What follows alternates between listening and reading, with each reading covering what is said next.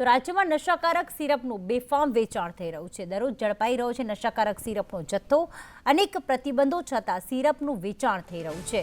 સિરપના વેચાણ અંગે food and drugs વિભાગનું ભેદી મૌન। મેડિકલના ઓથા હેઠળે ચાલતો નશાકારક સિરપનું વેચાણ, દવાના નામે વેચાતા સિરપનું વેચાણ આખરે કોણ રોકશે? તો અલગ અલગ જગ્યાએ નશાકારક સિરપનો જથ્થો જપ્ત કરવામાં આવ્યો છે। જસદણમાંથી 22મી ફેબ્રુઆરીએ નશાકારક સિરપ ઝડપાયો હતો, જ્યારે આજ રોજ પણ ભાવનગરમાંથી નશાકારક સિરપનો જથ્થો જપ્ત કરવામાં આવ્યો છે। વડોદરા છે જ્યાં પણ અગાઉ નશાકારક સિરપનો જથ્થો જપ્ત કરવામાં આવ્યો હતો।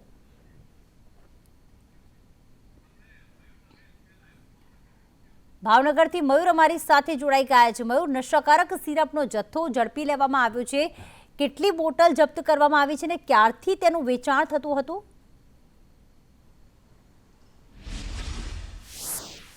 જી પ્રીતિ, ચોક્કસથી વાત કરીએ તો ભાવનગર શહેરમાં ફરી એક વખત એસઓજીની ટીમે જે નશાકારક કપ સિરપનો જથ્થો છે તેને ઝડપી પાડવામાં સફળતા મળી છે। કહી શકાય કે ભરતનગર વિસ્તારમાં આવેલ જે કહી શકાય કે જે આઈ મેડિકલ એજન્સી છે, હું તમને બતાવવા માંગીશ કે આઈ મેડિકલ એજન્સી નામની જે એજન્સી હતી તેમાંથી નશાકારક સિરપનો જથ્થો છે, જે કપ સિરપનો જથ્થો છે તેનું વેચાણ કરવામાં આવતું હતું। આ જે મેડિકલ એજન્સી છે તેમાંથી 579 જેટલી નશાકારક કપ સિરપની બોટલ, જેની કુલ કિંમત 86,000 કરતાં વધુની છે, તેની ઝડપી લેવામાં આવ્યો છે। અને ઉપરાંત કહી શકાય કે અમદાવાદના ડ્રગ્સ ઇન્સ્પેક્ટર જે ભાવનગર હાલ ચાર્જમાં છે તેમને સાથે રાખીને આ કામગીરી છે તે કરવામાં આવી હતી।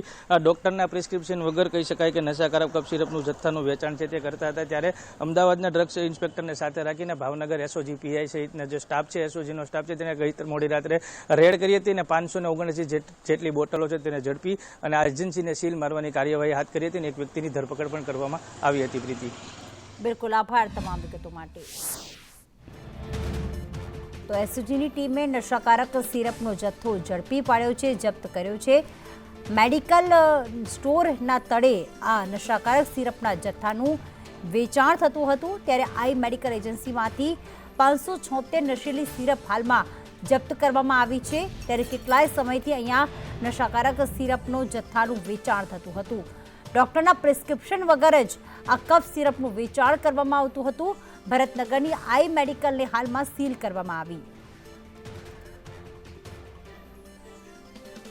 AR વાળા સાહેબ જે એસઓજીના પીઆઈ છે તે અમારી સાથે જોડાઈ ગયા છે। વાળા સાહેબ નમસ્કાર, સ્વાગત છે આપનું સંદેશ ન્યૂઝમાં।